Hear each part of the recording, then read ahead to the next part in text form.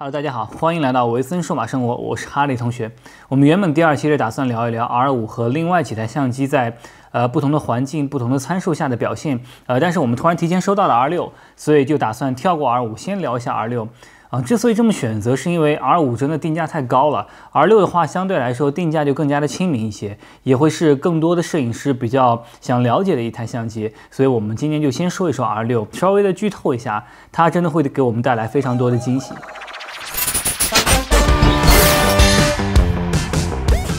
这就是 R6 了，就是 R5 的小弟。但是我要吐槽一下，这个小弟也没有个数据线，真的是有点惨啊，这小弟。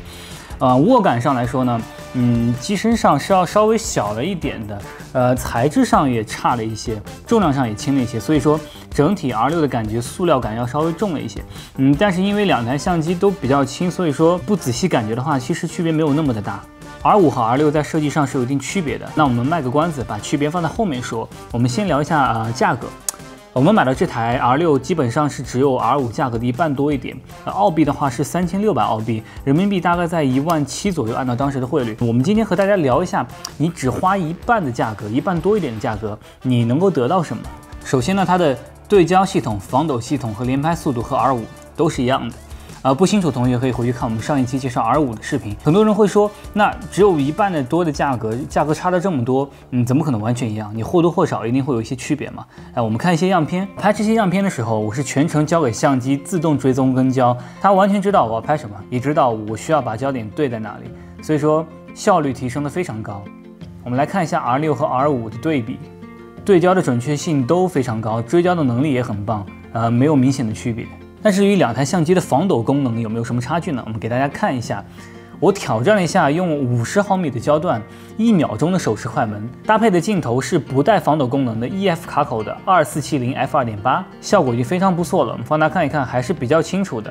然后我在想，如果镜头的防抖功能也加上以后，会不会更加的清楚呢？于是我换上了 EF 卡口的700200，我们可以看到，在200端手持1秒的快门，依旧可以拍得比较清楚。然后在这个时候 ，R6 其实在200端的防抖表现比 R5 还要出色。这可能是因为像素更小嘛，所以说抖动的模糊可能更不容易被发现。但是在这一点上 ，R6 其实表现的是比 R5 要好的。那两台相机的宽容度对比是什么样子呢？我们来看一下，首先是欠曝5档的照片，可以看到画面几乎已经全黑了。然后我们把照片拉到 Lightroom 里面，把曝光拉满，可以看到细节都回来了。我们放大稍微看一下，噪点还是比较多的，但总体来说画面还是可用的。那我们看一看过曝的情况下是什么样子呢？这是过曝3档的照片，为什么不是过曝5档？试过了，过曝5档真的没得救了，拉不回来的。所以说，佳能宁欠勿曝还是有道理的。好，我们把曝光降下来，还是比较好的，但我们可以看到白色这边还是过曝了，已经完全一片死白，没有什么细节了。所以说，像这种有白色的地方的，想要保留更多的细节，还是要大家尽量把曝光控制的准确一些，就是做到不要过曝，哪怕欠曝一些也没有关系，千万不要过曝就好了。我们来看一下下一张照片，也是非常大光比的一个场景。然后我为了保留天空的细节，也是尽可能的欠曝一些。然后我们拉一下细节，还是非常不错的。接下来我们看一下两台相机在光线非常暗的情况下，是否依旧可以准确的对焦。现在我把屋里的灯全部关掉，只保留一点点窗外射进来的自然光。我们可以看到 ISO 我已经开到了12800，快门已经降到了1/10秒，当时的环境已经是非常暗了。我们看一下两台相机的对焦情况，虽然画面噪点已经非常多了，但还是比较准的。同时因为很好的防抖，所以哪怕1/10秒，画面也没有明显的模糊。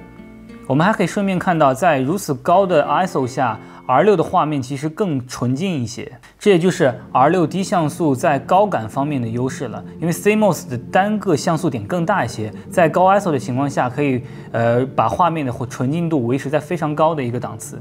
那光线非常暗的时候，两台相机还能不能做得到人眼识别呢？我们把对焦模式换成人眼追踪，这个时候 R5 的对焦速度已经明显降下来了，但是稍作犹豫以后，还是可以非常准确的定到眼睛的位置。R6 这个时候就已经完全没法对焦了。我们把曝光拉上来看一眼。R5 还算是比较准确 ，R6 是一片模糊了已经。那光线充足的时候，两者的人眼追踪有没有什么区别呢？我们可以看一下，第一个是 R5， 好，人走进来，立刻开始追踪，往前往后，往左往右，都还算比较准的。1.4的光圈依旧还是非常锐的。我们看一下 R6， 人突然出现在镜头里面，立刻就会追踪到眼睛，往左往右，前后，依旧还是锁定住眼睛。在光线冲突的时候，两者没有明显的区别。还有一点值得注意的就是 R5 和 R6 的连拍速度都非常快，没错，电子快门可以做到20 fps， 机械快门可以做到12 fps。但是这种最高速的连拍不是一直都可以达到的。我们可以看到，只有这个小标志是绿色的时候，才说明现在可以达到最高速的连拍速度。现在变成了白色，说明速度无法达到最快。那到此为止，2者也算是势均力敌。那跟 R5 相比 ，R6 具体欠缺在哪里呢？我们可以看一下，第一个是比较明显的点是，机身上面这个肩屏没有了。这个其实我倒觉得还好，因为我们现在也可以用 EVF 可以看到各种各样的信息。其次，拍摄模式的转换也有一些区别。R5 的话是需要点击一下模式按钮，然后通过转轮去转换。R6 换成了原始的这种拨盘转换。但说实话，使用体验上来看，我其实更加适应 R6 这种风格，因为就少了一个点击的步骤，你可以直接转就好了。还有值得提一下的就是 R6 上面的 C1、C2、C3 3个自定义模式，你是不可以把它设成视频档的，这一点 R5 就可以。除此以外的话，电子取景器和屏幕的像素都稍微差了一点，但我个人认为这不算什么特别大的问题啊。那重点来了，相比较 R5、R6 最大的缺陷就是像素了。R6 只有2000万的像素，就听着非常少。但是仔细想一想，我们的主力机 EDX2 也就是这个像素。对于大部分摄影师而言，2000万的像素其实是够了。虽然定位其实它定位是跟6D 一个级别的，但是很明显已经可以把6D 按在地上摩擦了。而且曾经6D 给的最高的快门，我记得才是4000分的1秒。现在R6 可以做到8000分的1秒，已经属于是高端机了。如果你对于拍摄风景有非常非常高的要求，你需要拍摄印刷尺寸的照片，那说实话，2000万像素在2020年的确是有点不太够。拍摄风景的话，小图看着其实区别不大，但是我们放大了以后，R5 毕竟还是多了1倍多的像素，依旧保留了足够的细节。但是 R6 的画面已经开始力不从心了。好，这里顺便提一句，很多朋友问，开启 C-RAW 以后画面上有没有什么区别？经过我们之前用 EOS-R，这段时间测试 EOS-R5，我们的结论是，开不开 C-RAW 几乎没有什么区别。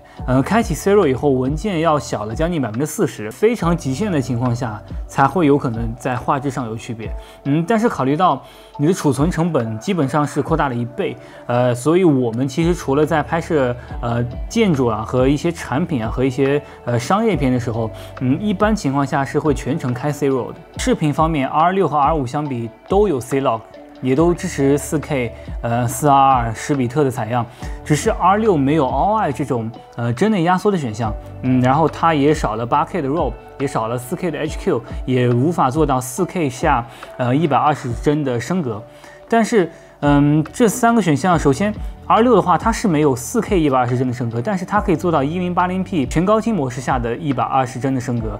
这个其实是连 R5 都没有的，R5 的 1080p 都没有办法做到120帧。120帧带来的超慢速的画面，有时候真的可以带来非常独特的观感体验。至于 R6 没有 8K，这个价位有 8K 才奇怪了，好不好？而且我真的从来不拍 8K 的，我就算想拍 8K， 我的硬盘也不会同意。就算硬盘咬牙同意了，我的电脑也是不会同意的。所以，8K 这部分我是完全没有在乎的。那我们说回到 R5 目前来说 8K 和 4K 的 HQ 拍摄，因为过热的问题，所以其实实用性还是非常低的。